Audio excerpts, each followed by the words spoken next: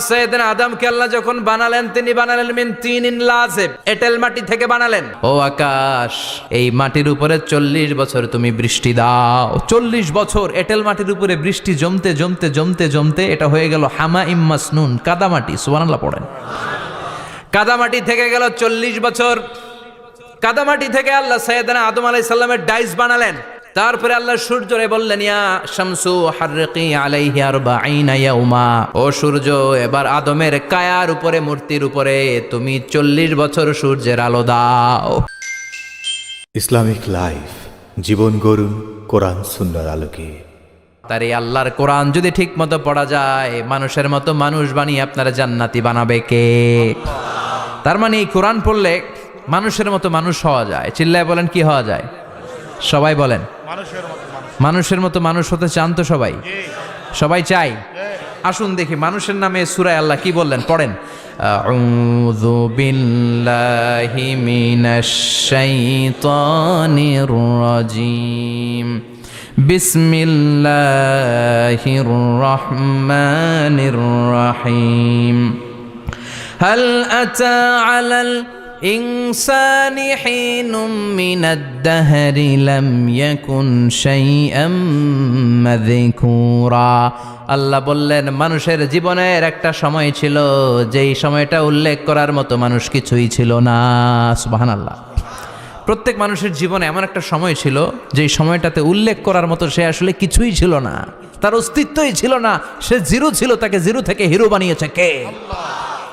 হাল আতা আলাল ইনসান, এই হাল হচ্ছে ইস্তেফাম তাকরিরি, বিমানা কাদ আতা আলাল ইনসান। অবশ্যই অবশ্যই মানুষের জীবনে এমন একটা সময় এসেছে, লাম ইয়াকুন শাইআম মাযকুরা, উল্লেখ করার মতো সে কিছুই ছিল না। কার কথা?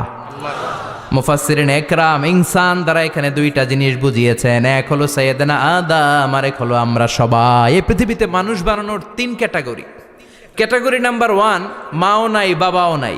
এই সিস্টেমে আল্লাহ কার বানাইছে? কথা বলেন। আবার শুধুমাত্র মা আছে বাবা নাই, এই সিস্টেমে কাকে বানালেন? আবার বাবাও আছে মাও আছে, এই সিস্টেমে কারে বানালেন? আমাদেরকে বানালেন। আবার সৈয়দনা আদমকে আল্লাহ যখন বানালেন তিনি বানালেন মিন তিনিন লাযিব, এঁটেল মাটি থেকে বানালেন। এঁটেল মাটি দিয়ে কাঠামো বানানো যায় না, স্ট্রাকচার করা যায় না। এঁটেল মাটি জমিন থেকে নিয়ে আল্লাহ রেখে দিলেন 40 বছর। চিল্লায় বলেন, কয় বছর? আর আকাশকে বললেন, ইয়া সামা আমতিরি আলাইহি 40 সানা, ও আকাশ এই মাটির উপরে 40 বছর তুমি বৃষ্টি দাও। 40 বছর এঁটেল মাটির উপরে বৃষ্টি জমতে জমতে জমতে জমতে এটা হয়ে গেল হামাইম মাসনুন, কাদামাটি। সুবহানাল্লাহ পড়েন। কাদামাটি থেকে গেল 40 বছর। কাদামাটি থেকে আল্লাহ সাইয়েদনা আদম আলাইহিস সালামের ডাইস বানালেন। তারপরে আল্লাহ সূর্যরে বললেন, ইয়া শামসু হাররিকি আলাইহি 40 ইয়াউমা, ও সূর্য এবার আদমের কায়ার উপরে, মূর্তির উপরে তুমি 40 বছর সূর্যের আলো দাও। 40 বছর সূর্যের প্রখর ও তীব্র তির্যক তাপে এবং কিরণে আদম হয়ে গেছে এখন সলসলিন কাল ফাখার, টোকা মারলে ঠন ঠন করে। সুবহানাল্লাহ পড়ে। এখনো রুহের ফুৎকার দেয় নাই এখনো, কিন্তু কেটে গেছে 120 বছর। 340 কত?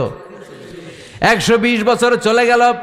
এই বিশাল লম্বা সময়ে আল্লাহ বললেন, লাম ইয়াকুন শাইআম মাযকুরা, উল্লেখ করার মতো আদম কিছুই ছিল না।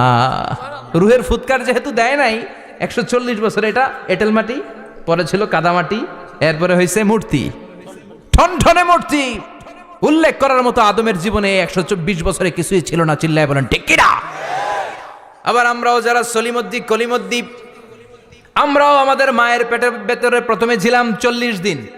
বুখারীর বর্ণনা, ইন্না হাদাকুম ইউজমাউ খালকুহু ফি বাতনি উম্মিহি 40 ইয়াওমান সুম্মা ইয়াকুনু নুতফাতান মিসলা যালিক সুম্মা ইয়াকুনু আলাকাতান মিসলা যালিক ফায়াতি ইলাইহিল মালাকু ফায়ানফাখু ফীহির রূহ। আমরা যারা সলিমদ্দি কলিমদ্দি, আমরা আমাদের মায়ের পেটের ভেতরে 40 দিন ছিলাম নুতফা, এক ফোঁটা বীর্য। তারপরে 40 দিন ছিলাম আলাকা, রক্তপিণ্ড। তারপরে 40 দিন ছিলাম মুদগা, গোশতপিণ্ড। 340 120 দিন। কয় দিন? এই 120 দিনের লম্বা সময়ে লাম ইয়াকুন শাইআম মাযকুরা, উল্লেখ করার মতো আমরা আসলে কিছুই ছিলাম না, কারণ মানুষই তো হয় নাই, ডিফর্ম বেবি। এখনো দেহের আগাগোড়া কিছু হয় নাই। 120 দিন পর ফেরেশতা এসে আমার দেহের মধ্যে ফুৎকার দিয়ে যায়, তখন আমার হার্ট পার্টিশন চালু হয়ে যায়, আমার হার্টবিট চালু হয়, সিস্টোলিক ডায়াস্টোলিক, এই যে ধপ ধপ ধপ, এই প্রেশারটা ছাড়া মানুষ বাঁচে? ফুসফুসের কাজ কি? খালি ধপ ধপ করে, দম টানে আর দম নেয়, দম ফুরাইলে ঠুস। হায় রে মানুষ রঙিন ফানুষ, দম ফুরাইলে তবু তো ভাই কারোরই নাই একটুখানি। হায় রে মানুষ রঙিন ফানুষ, রঙিন ফানুষ, হায় রে মানুষ। সুবহানাল্লাহ। আমরা ছিলাম নুতফা, আলাকা, মুদগা, sperm drop, then blood clot, and finally the little flesh. আমি আমার এমফিল রিসার্চ করেছি এটার উপর, এটার ইংরেজিতে বলে এমব্রয়োলজি, ভ্রূণ তত্ত্ব। How the little এমব্রয়ো develops in mother ওম, মায়ের পেটে এই ছোট্ট ভ্রূণ, এটা কেমন করে শুক্রাণু ডিম্বাণু থেকে 8 মাস 10 মাস 9 মাস পরে কেমন করে জমিনে আসে। How the little এমব্রয়ো develops in mother ওম, মায়ের পেটে কেমন করে ডেভেলপ করে। একেবারে ক্ষুদ্র ছিলাম আমি, তুচ্ছ ছিলাম আমি, নগণ্য ছিলাম আমি, আমার কোনো নাম ছিল না, আমার কোনো গ্রাম ছিল না, আমার কোনো পরিচয় ছিল না। এখন দুনিয়াতে আমাদের পরিচয় আছে না নাই? কিন্তু মিজানুর রহমান আজহারি একটা সময়ে লাম ইয়াকুন শাইআম মাযকুরা, তোরা কেউ চিনতো না, তোর নামটাও কেউ জানতো না, উল্লেখ করার মতো তুই কিছুই ছিলি না। এটা দিয়ে আল্লাহ বুঝাতে চাইলেন তোর কিছুই ছিল না, জিরো থেকে আমি হিরো বানালাম। ক্ষমতার দাপট দেখাবি না, ক্ষমতার অহংকার দেখাবি না, টাকা পয়সার গরম দেখাবি না। 2 দিনের টাকার মালিক হয়ে ওর পা জমিনে লাগে না, এরকম টাকা তা ছেড়ে নাই। লাম ইয়াকুন শাইআম মাযকুরা, তোর চেয়ে বড় ক্ষমতাশীল ছিল ফেরাউন। আল্লাহ ছাড় দিয়েছে, ছেড়ে দেয় নাই, ঠিক কি না?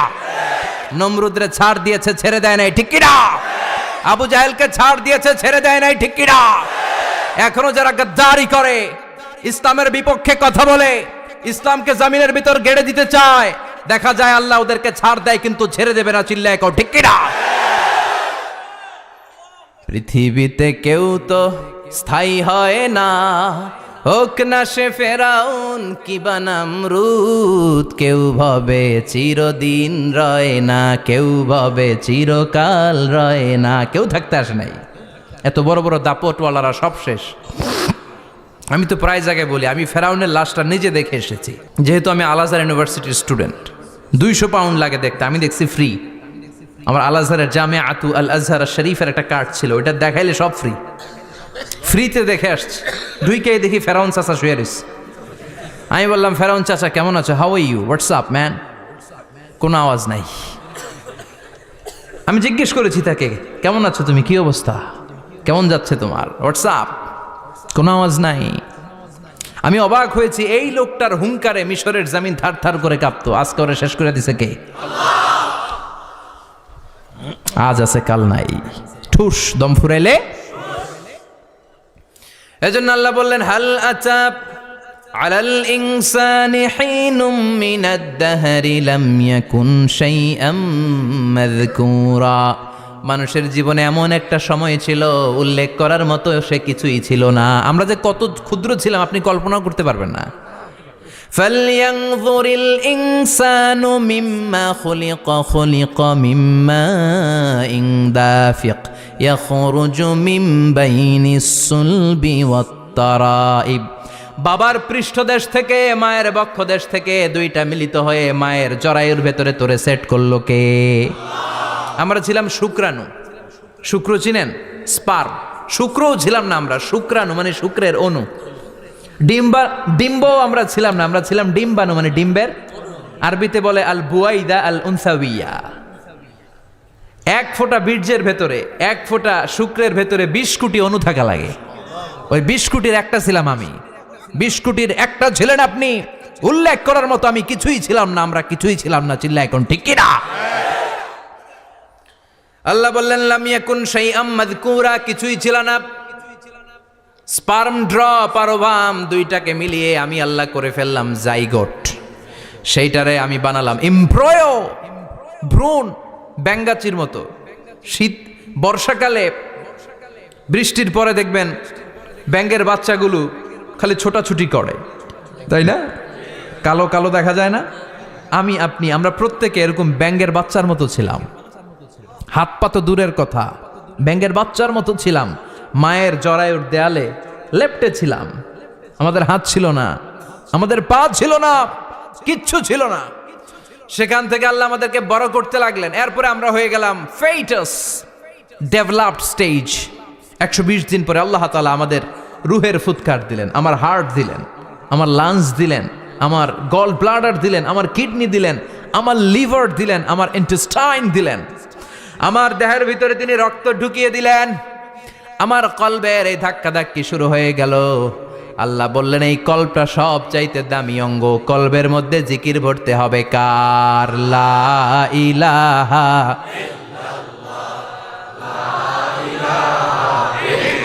লা ইলাহা ইল্লাল্লাহু মুহাম্মাদুর রাসূলুল্লাহ সাল্লাল্লাহু।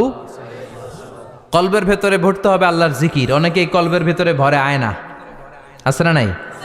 আয়না বসাইয়া দে মোর দয়াল বাবা, কেল্লা কাবা আহেনার কারিগর, আয়না বসাইয়া দে মোর। তোর বাবার কলবেই তো আয়না নাই, তোরে কি আয়না দিবে বেটা?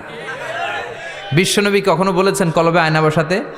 বিশ্বনবীর সাহাবারা কলবে বসাতে হবে আল্লাহর জিকির। আলা বিযিক্রিল্লাহি তাতমাইন্নুল। দুনিয়ার কোনো কিছু কলবকে ঠান্ডা করতে পারে না, একমাত্র আল্লাহর জিকির ছাড়া। এজন্য আল্লাহ বললেন হাল আতা আলাল ইনসানি হিনুম মিনাদ দাহরি লাম ইয়াকুন শাইআম মাযকুরা। প্রতিটা মানুষের জীবনে এমন একটা সময় ছিল উল্লেখ করার মতো কিছুই ছিলাম না। এই আয়াতটা যখন ইসলামের প্রথম খলিফা বিশ্বনবীর ডান হাত সাইয়েদনা আবু বকর পড়তেন, তিনি শুধু কান্না করতেন, চোখের পানি ফেলতেন আর বলতেন লাইতাহা তাম্মাত, হায় হায় আমার পুরো জীবন যদি এভাবেই কেটে যেত। লাম ইয়াকুন শাইআম মাযকুরা, মায়ের পেটের ভিতরে যখন ছিলাম, কিছুই যখন ছিলাম না, এরকমই যদি থাকতাম কতই না ভালো হতো। লা নাবতালি ওয়ালা নালিদ, জন্মগ্রহণ করতাম না, পরীক্ষার সম্মুখীন হতাম না, জীবনটা যদি এমনিই কেটে যেত কতই না ভালো হতো। এজন্য আল্লাহ বললেন প্রতিটা মানুষের জীবনে এমন একটা সময় ছিল উল্লেখ করার মতো সে কিছু ছিল। এরপর আল্লাহ বললেন ইন্না খলাকনাল ইনসানা মিন নুতফাতিন আমশাজিন নাবতালি ফাজআলনাহু সামিআন বাসীরা।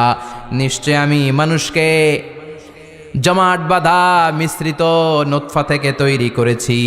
বাবার শুক্রাণু মায়ের ডিম্বাণু দুইটাকে মিলিয়ে দিল কে? জরায়ের ভিতরে সেট করলো কে? আল্লাহ বললেন ফি কারারিম মাকিন, গোপনতম প্রকোষ্ঠে, যেই প্রকোষ্ঠে কোনো কবিরাজের কবিরাজি কাজে লাগে নাই, কোনো ডাক্তারের ডাক্তারি কাজে লাগে নাই, কিন্তু 9টা মাস ধরে খাবার পানি আর অক্সিজেন তোরে দিছে কে? আবার আল্লাহ বললেন ফি যুলুমাতিন সালাস, 3টা প্যাকেট পড়িয়ে তোরে আমি রেখেছি, যতটুকু টেম্পারেচারে রাখলে তুই বেঁচে থাকবি ততটুকু টেম্পারেচারে তোরে রেখেছে কে? এজন্য আল্লাহ বললেন মিন নুতফাতিন আমশাজিন নাবতালি, তারপরে তোকে আমি পরীক্ষা করতে শুরু করলাম দুনিয়ায়। দুনিয়াতে আমাদের জন্য পরীক্ষা আছে না নাই? যে আল্লাহর কাছে যত প্রিয় তার পরীক্ষাও তত। আসাদুন নাসি বালাআন আল আম্বিয়া, দুনিয়ার মধ্যে সব চাইতে বেশি আল্লাহ পরীক্ষা করেছেন নবীদের, ঠিক কি না? সাইয়েদনা ইউসুফ আলাইহিস সালাম 10 বছর জেলে বন্দী ছিলেন, বিশ্বনবী 3 বছর জেলে বন্দী ছিলেন। শিয়াবে আবি তালেবের জেলখানায় বিশ্বনবী ছিলেন কি ছিলেন না? এজন্য জেল জরিমানা মুমিন ভয় পায় না, ঠিক কি না? আল্লাহ বললেন নাবতালি, তোকে আমি পরীক্ষা করব ভয় দিয়ে, ক্ষুধা দিয়ে, সম্পদের হানি ঘটিয়ে, প্রাণ নাশের হুমকি দিয়ে। ইসলামের কথা বলা এত সোজা না। আপনি ইসলামের কথা বলবেন, আপনার বিরুদ্ধে ষড়যন্ত্র আছে না নাই? কিন্তু এগুলো দেখার আমাদের সময় আছে নাকি? আমরা কোরআনের কথা বলেই যাব, কোরআনের শান্তির বাণী বিশ্বব্যাপী আমরা ছড়িয়েই দিব, ঠিক কি না?